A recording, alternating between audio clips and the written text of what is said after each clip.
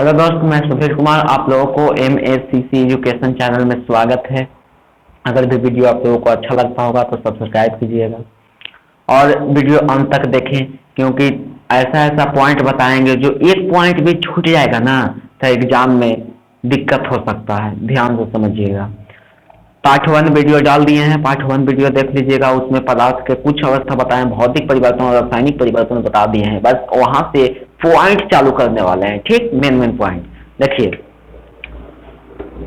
पहला है क्वेश्चन क्या चाहिए कि भौतिक अवस्था के आधार पर, भौतिक अवस्था के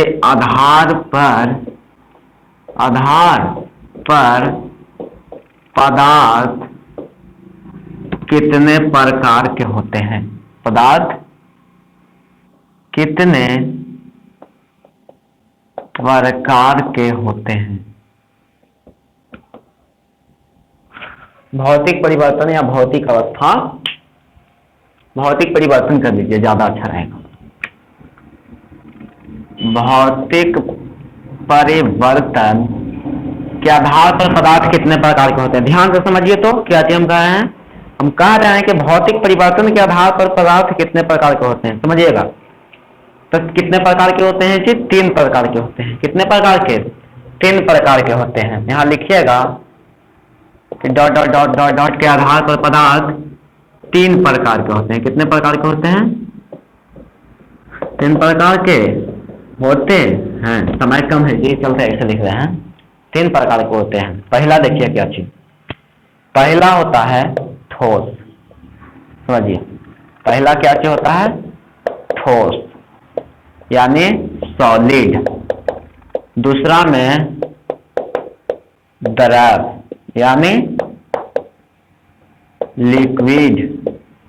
तीसरा में गैस, गैस यानी गैस। समझिए, पहला है सॉलिड, फिर है लिक्विड, फिर है गैस। Solid, liquid, gas. भौतिक परिवर्तन के आधार पर पदार्थ 3 ही प्रकार के होते हैं। कौन कौन? ठोस, द्रव, गैस यानी सॉलिड, लिक्विड, गैस। आज आप लोगों को पढ़ाने जा रहे हैं ठोस के बारे में। क्या चीज के बारे में?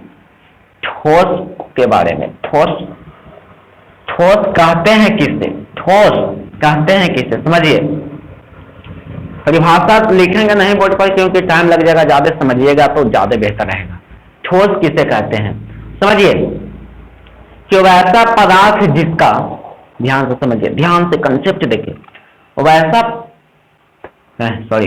वैसा पदार्थ जिसका आयतन यानी वजन, आयतन तथा आकृति दोनों बराबर होता है। दोनों अनिश्चित होता है यानी बराबर होता है। उसे बराबर समझिए ध्यान से। वैसा पदार्थ जिसका आयतन तथा आकृति दोनों निश्चित होता है, उसे क्या चीज कहते हैं? ठोस कहते हैं। क्या चीज कहते हैं? ठोस कहते हैं। ठोस का परिभाषा सुनिए कि वैसा पदार्थ जिसका आकृति तथा आयतन दोनों निश्चित होता है उसे पदार्थ कहते हैं, उसे ठोस पदार्थ कहते हैं। जैसे मैं, अब कहिए कि आयतन किसे कहते हैं सर? आयतन बात करते हैं क्या चीज का? आयतन का। आयतन कहते हैं किससे बताइए? आपके आयतन कि शंकु के आयतन कि बेलन के आयतन? कौन आयतन सर? पहले आयतन की परिभाषा बताइए। तो देखिए, ध्यान से समझिए आयतन का परिभाषा क्या चीज होता है। जिस वस्तु का जितना वजन होता है, जिस वस्तु का जितना वजन होता है उसे क्या चीज कहते हैं? ठोस पदार्थ। उसे क्या चीज कहते हैं? ठोस पदार्थ ना, ठोस पदार्थ कहते हैं। क्या चीज? ठोस पदार्थ। समझिए, आयतन किसे कहते हैं? ध्यान से समझिए कि आयतन जो पदार्थ का जितना वजन होता है, जिस पदार्थ का जितना वजन या जितना जगह घेरता है, उसे क्या चीज कहते हैं? आयतन कहते हैं। आयतन समझ गए? तब देखिए परिभाषा सुनिए ठोस का। दम लिखिएगा, ठोस किसे कहते हैं? जो लिखकर लिखेगा परिभाषा कि वैसा पदार्थ जिसका आकृति तथा आयतन दोनों निश्चित होता है। वैसा पदार्थ जिसका आकृति तथा आयतन दोनों निश्चित होता है उसे क्या चीज कहते हैं, ठोस कहते हैं। आकृति और आयतन बाबू, आकृति और आयतन कहिए, आप लोगों को कहना यह जरूरी है कि बताइए एक ऐसा परिभाषा बताइए जिसका आकृति तथा आयतन दोनों निश्चित होता है, यानी ठोस पदार्थ का परिभाषा बताइए। एग्जाम्पल देके लिखिएगा ठोस में कि ईंट, पत्थर, कलम, पेन, कुर्सी, चलिए बहुत सारी चीज है, इत्यादि इत्यादि, समझिए। जिसका आकृति तथा आयतन बाबू दोनों निश्चित होता है उसे जान लीजिए कि क्या चीज कहते हैं, ठोस कहते हैं। क्या चीज कहते हैं, ठोस कहते हैं। अगर आकृति तथा आयतन दोनों निश्चित होता है मतलब ठोस किसे कहते हैं, वैसा पदार्थ जिसकी आकृति और आयतन है ना, जो दोनों क्या चीज होता है, निश्चित होता है। क्या चीज होता है, निश्चित होता है, उसे क्या चीज कहते हैं, ठोस कहते हैं। जैसे में ईंट, पत्थर, कलम, पेन, कुर्सी इत्यादि। फिर समझिए द्रव किसे कहते हैं, वैसा पदार्थ जिसका आकृति अनिश्चित, वैसा पदार्थ जिसका आकृति होता है जो अनिश्चित होता है लेकिन आयतन होता है जो निश्चित होता है। आयतन क्या चीज होता है, निश्चित होता है, उसे क्या चीज कहते हैं, द्रव कहते हैं। तो ऐसा पदार्थ, ध्यान से समझिए द्रव की परिभाषा, तो वैसा पदार्थ जिसका आकृति तथा आयतन दोनों, वैसा पदार्थ जिसका आकृति अनिश्चित तथा आयतन निश्चित होता है। ध्यान से समझिए कि वैसा पदार्थ जिसका आकृति अनिश्चित, ध्यान से समझिए कि वैसा पदार्थ जिसका आकृति अनिश्चित और आयतन निश्चित होता है उसे क्या चीज कहते हैं, द्रव कहते हैं। क्या चीज कहते हैं, द्रव। अब समझिए एग्जाम्पल देकर समझाते हैं, द्रव ये समझ में आ जाएगा। एग्जाम्पल सुनिए, एग्जाम्पल में जैसे एग्जाम्पल देखिए द्रव का होता है, क्या चीज है समझिए, घी, पानी, दूध etc। समझिए, मान लीजिए आप लोग पानी 1 लीटर बोतल में लेते हैं, बोतल में क्या चीज ले लिए, पानी ले लिए कि हम पिएंगे, पानी ले लेते हैं, क्या चीज हो गया, बोतल। इसमें पानी कितना लीटर है, मान लीजिए 1 लीटर है, 1 लीटर है, क्या लीटर है, 1 लीटर है।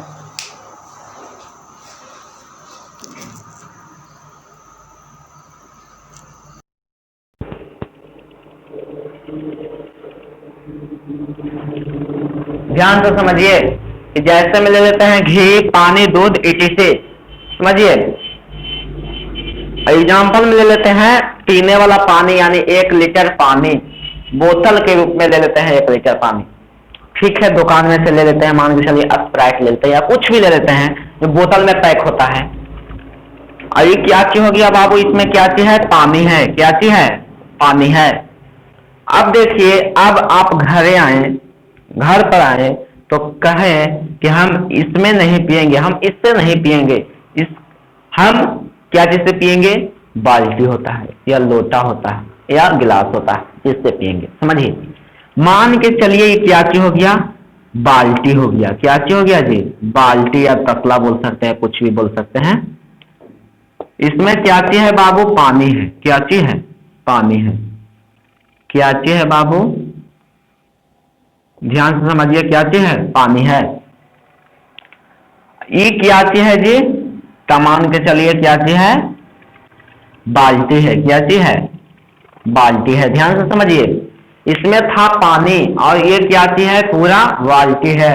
और इसमें कितना पानी है, 1 लीटर है। कितना है, 1 लीटर है। अब देखिए तब इसे समझ में आएगा क्या चीज।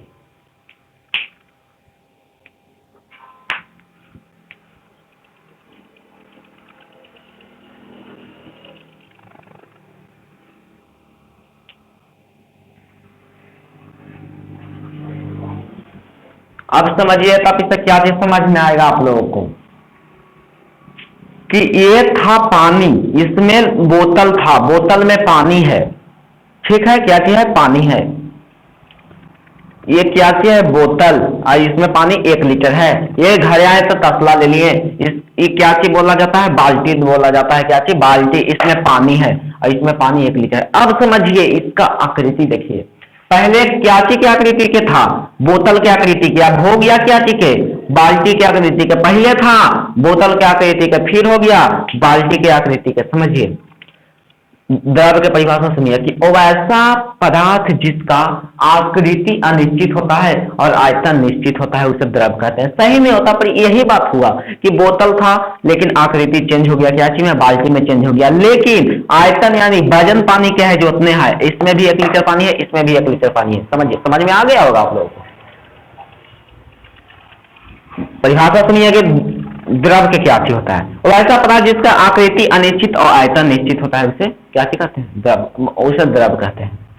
ठीक हो गया। अब चलते हैं गैस पर। वैसा पदार्थ जिसका आकृति तथा आयतन, मतलब ये दोनों अनिश्चित होता है, क्या चीज होता है, निश्चित होता है, उसे क्या चीज कहते हैं, गैस कहते हैं। अब आप लोगों को अगला पॉइंट पर चलते हैं। कौन पॉइंट पर, अगला पॉइंट पर चलते हैं। अगला पॉइंट बहुत ही जबरदस्त है, ध्यान से समझिएगा। अगला पॉइंट क्या चीज है, समझ गए कि तीनों में कोई दिक्कत नहीं हुआ होगा। आप समझिए अगला पॉइंट, अंतराण्विक बल और अंतराण्विक स्थान। 2 पॉइंट है बाबू, दोनों पॉइंट ध्यान से समझिएगा। अंतराण्विक बल और अंतराण्विक स्थान, अंतराण्विक बल और अंतराण्विक स्थान क्या चीज है, अंतराण्विक बल और अंतराण्विक स्थान। ध्यान से समझिए कि अंतराण्विक बल और अंतराण्विक स्थान किसे कहते हैं। अंतराण्विक बल, कौन बल, अंतराण्विक बल किसे कहते हैं, अंतराण्विक बल, इसको इंग्लिश में क्या चीज कहते हैं, इंटर मोलिकुलर फोर्स।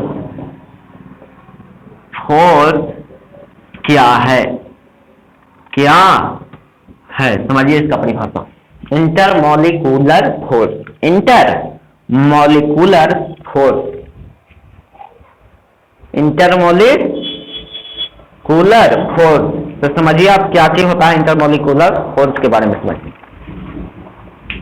कि क्या चीज होता है। परिभाषा लिखिए कि पदार्थ के कणों के बीच, पदार्थ के कणों के बीच लगने वाले आकर्षण बल को, कौन बल को, आकर्षण बल को अंतराण्विक बल कहते हैं। समझ गए, अंतराण्विक बल कहते हैं। समझिए कि वैसा पदार्थ यानी पदार्थ के कणों के बीच, पदार्थ के कणों के बीच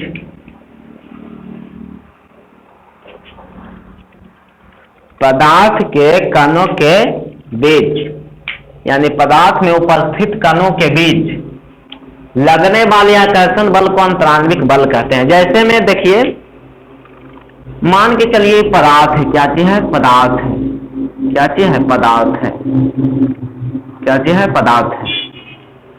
ये पदार्थ समझिए ध्यान से, क्या चीज है, पदार्थ है।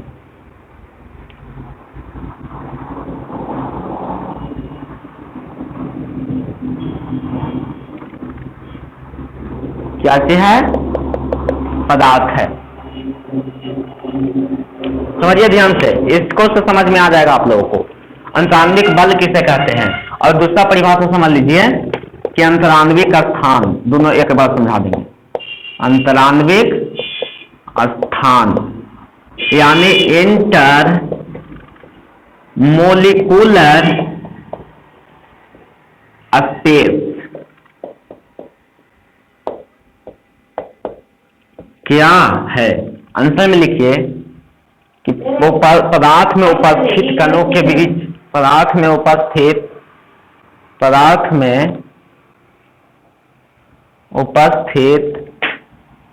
कणों के बीच, क्या चीज में उपस्थित? पदार्थ में उपस्थित कणों के बीच, ध्यान से समझिए कि पदार्थ में उपस्थित, क्या चीज में उपस्थित? पदार्थ में उपस्थित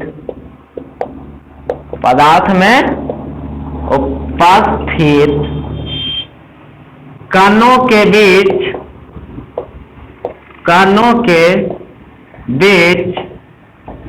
खाली स्थान को अंतरान्विक स्थान कहते हैं। ध्यान से समझिए ये दोनों के बारे में, अंतरान्विक बल और अंतरान्विक स्थान के बारे में समझिए क्या चीज होता है। अंतरान्विक बल का परिभाषा कहता है कि पदार्थ में के कणों के बीच लगने वाले आकर्षण बल को अंतरान्विक बल कहते हैं। और अंतरान्विक स्थान का परिभाषा क्या चीज कहता है कि पदार्थ में उपस्थित कणों के बीच खाली स्थान को अंतरान्विक स्थान कहते हैं। समझिए, ये पदार्थ के बीच लगा हुआ है बल ना, उससे कहते हैं अंतरान्विक बल। और ये पदार्थ होता है, इसको बीच ये खाली स्थान जो रहता है ना, उसे अंतरान्विक स्थान कहते हैं। क्या चीज कहते हैं? अंतरान्विक स्थान कहते हैं। समझ गए? अंतरान्विक स्थान कहते हैं। और ये पदार्थ के बीच दम जो बल के द्वारा उसका होता है ना, उसे अंतरान्विक बल कहते हैं। समझ गए? अब आप लोग जानिए कि अंतरान्विक बल ये तीनों में से सबसे ज्यादा किसमें है। समझिए, अंतरान्विक बल ये तीनों में से सबसे ज्यादा किसमें है? तो किसमें होगा? सी में सबसे ज्यादा होगा। काहे की दम सटल है, क्या किया? सटा हुआ है। अब समझिए कि अंतरान्विक बल थोड़ा सा कम किसमें होगा? तो किसमें होगा? बी में होगा। और अंतरान्विक बल दम कम किसमें होगा? ए में होगा, क्योंकि एक दूर दूर जगह पर है। अब समझिए अंतरान्विक स्थान, अंतरान्विक स्थान ये तीनों में से सबसे ज्यादा किसमें होगा? अंतरान्विक स्थान तीनों में से सबसे ज्यादा किसमें होगा? तो अंतरान्विक स्थान ए में सबसे ज्यादा होगा, क्योंकि दूरी पर है। दूरी पर अंतरान्विक स्थान, खाली स्थान ज्यादा होता है। इसमें खाली स्थान हल्का कम है, इसमें दम कम है ये नहीं है, ना के बराबर, इतना फटा हुआ है ना कि कोई पता नहीं है। तो ये तब इससे एक पॉइंट उत्पन्न होता है कि अंतरान्विक बल और अंतरान्विक स्थान एक दूसरे के व्युत्क्रमानुपाती होता है, मतलब उल्टा होता है। मतलब क्या होता है? उल्टा होता है। इसमें अंतरान्विक बल अधिक होगा, मतलब जिसमें अंतरान्विक बल अधिक होगा उसमें अंतरान्विक स्थान बिल्कुल कम होगा। जिसमें बिल्कुल अंतरान्विक स्थान कम होगा, मतलब जिसमें अंतरान्विक बल अधिक होगा उसमें, देखिए इसमें अधिक नहीं है तो इसमें सबसे कम अंतरान्विक स्थान नहीं है, वही होगा। पॉइंट में बोल रहे हैं कि जिस पदार्थ में अंतरान्विक बल सबसे अधिक होगा उस पदार्थ में अंतरान्विक स्थान नहीं होगा। क्या होगा? कम होगा। अब समझिए कि जिस वस्तु में अंतरान्विक स्थान अधिक होगा उसमें अंतरान्विक बल कम होगा। क्या होगा?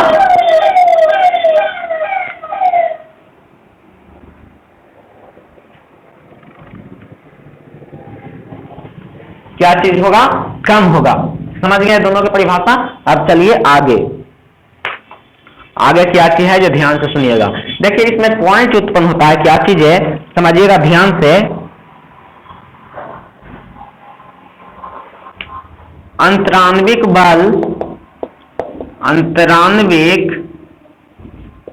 बल तथा अंतरान्विक स्थान एक दूसरे के या आपस में व्युत्क्रमानुपाती होता है, मतलब उल्टा होता है। व्युत्क्रमानुपाती होता है। समझ गए? अब देखिए आप लोगों को क्या चीज पढ़ाने जा रहे हैं, व्युत्क्रमानुपाती होता है। अब देखिए अगला पॉइंट क्या चीज उठाएंगे, समझिएगा ध्यान से समझिएगा। अगला पॉइंट क्या चीज उठाएंगे, अगला पॉइंट होगा क्वथनांक और गलनांक या द्रव्यनांक। क्वथनांक और गलनांक या द्रव्यनांक, समझिएगा ध्यान से समझिएगा बाबू। देखिए अगला पॉइंट क्या चीज होगा,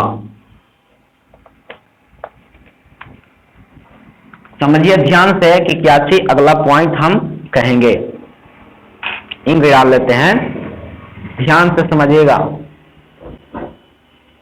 देखो बाबू, मेहनत जिंदगी में करते रहना, मेहनत करते रहिए, समझ गए ना, मेहनत करते रहिए।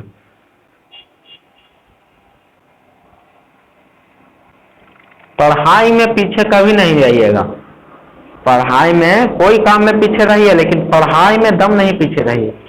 क्योंकि आप जो व्यक्ति, आप लोग प्रेम से बताइएगा कि जो व्यक्ति अगर भी अभी के उम्र में पढ़ेगा नहीं, क्या चीज नहीं करेगा, पढ़ेगा नहीं। ध्यान से समझिएगा क्या चीज हम कह रहे हैं कि जो व्यक्ति अभी के उम्र में पढ़ नहीं रहा है बल्कि वो पढ़ने के जगह पर कोई और चीज कर रहा है, समझ गए, कोई और चीज मतलब मोबाइल चला रहा है, इन्ने उन्ने मोबाइल चला रहा है, तो इन्ने उन्ने कुछ भी कर रहा है, तो देखिए अभी नहीं पता चलेगा उसको, कब पता चलेगा, जो ध्यान से समझिए कि उसको पता चलेगा कब, जब पूरा उम्र खत्म हो जाएगा और अंत में लगेगा कि हाँ उस वक्त हमें पढ़ाई करना चाहिए था। चलिए अपना टॉपिक की ओर पता चलते हैं। देखिए क्या चीज है कि क्वेश्चन है क्वथनांक, क्या चीज है, क्वथनांक। समझिएगा क्वथनांक मतलब होता है बॉइलिंग पॉइंट, बॉइलिंग पॉइंट मतलब क्वथनांक किसे कहते हैं, क्वथनांक किसे कहते हैं, बॉइलिंग पॉइंट मतलब क्वथनांक किसे कहते हैं। ध्यान से समझिए क्वथनांक किसे कहते हैं, क्वथनांक पर पूरा फोकस होना चाहिए आप लोगों को। एक एक पॉइंट खत्म करेंगे, समझा के खत्म करेंगे, चाहे तो वीडियो कितना भी लंबा क्यों ना हो। क्वथनांक किसे कहते हैं समझिएगा। उत्तर, जिस ताप पर कोई पदार्थ बाबू, कोई पदार्थ उबलना शुरू कर देता है, उबलना क्या चीज कर देता है, शुरू कर देता है, उबलना शुरू कर देता है, उसे क्वथनांक कहते हैं, उसे क्वथनांक कहते हैं। समझिए क्वथनांक मतलब कि जिस ताप पर कोई पदार्थ उबलना शुरू कर देता है उसे उस पदार्थ का क्वथनांक कहा जाता है। उसे देखिए छूट गया था परी, उसे उस पदार्थ का क्वथनांक कहा जाता है, उसे उस पदार्थ का क्वथनांक, कौन नांक, क्वथनांक कहा जाता है। मान के चलिए कि कोई पदार्थ 30 डिग्री सेल्सियस पर खौल रहा है तो उसे उसका क्वथनांक वही होगा जिस ताप पर कोई पदार्थ उबलना शुरू कर दे। ध्यान से समझिएगा जी कि जिस ताप पर कोई पदार्थ उबलना शुरू कर दे उसे क्या चीज कहते हैं, क्वथनांक कहते हैं। क्या चीज कहते हैं, क्वथनांक कहते हैं। मतलब कोई पदार्थ, हाँ पानी के बारे में बताते हैं, पानी 100 डिग्री सेल्सियस पर ही उबलेगा, ऐसा गर्म तो कुछ भी 10 डिग्री सेल्सियस पर गर्म हो जाएगा, लेकिन पानी है, पानी उबलना शुरू करेगा तो 100 डिग्री सेल्सियस तक। समझिए उसे क्या चीज कहते हैं, उसे उस पदार्थ का क्वथनांक कहते हैं। अब चलते हैं गलनांक की ओर। क्या चीज की ओर, गलनांक की ओर। समझिएगा गलनांक, देखिए क्या चीज है, गलनांक, यही लास्ट पॉइंट हम लोगों का है, मेल्टिंग पॉइंट। मेल्टिंग पॉइंट क्या है, ध्यान से समझिएगा बाबू, ध्यान से, कि मेल्टिंग पॉइंट यानी गलनांक कहते हैं किससे, ध्यान से समझिए कि जिस, ध्यान से समझिएगा क्या क्या आप लोगों को कह रहे हैं, जिस ताप पर कोई पदार्थ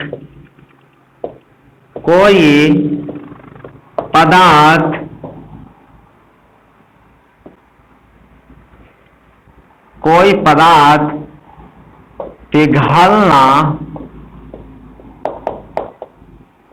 शुरू कर देता है,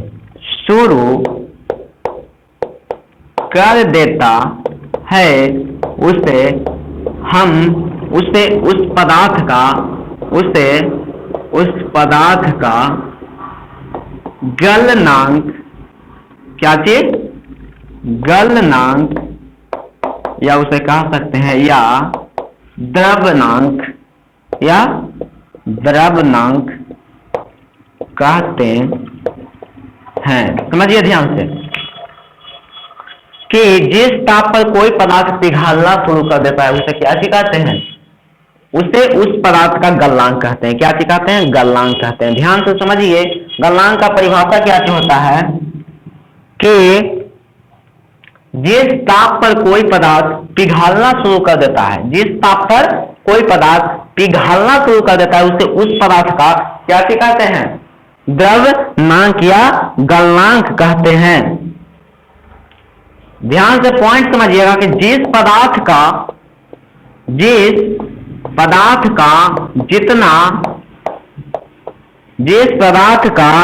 जितना कण अधिक सटा होता है उसका घनत्व उतना ही उच्च होता है,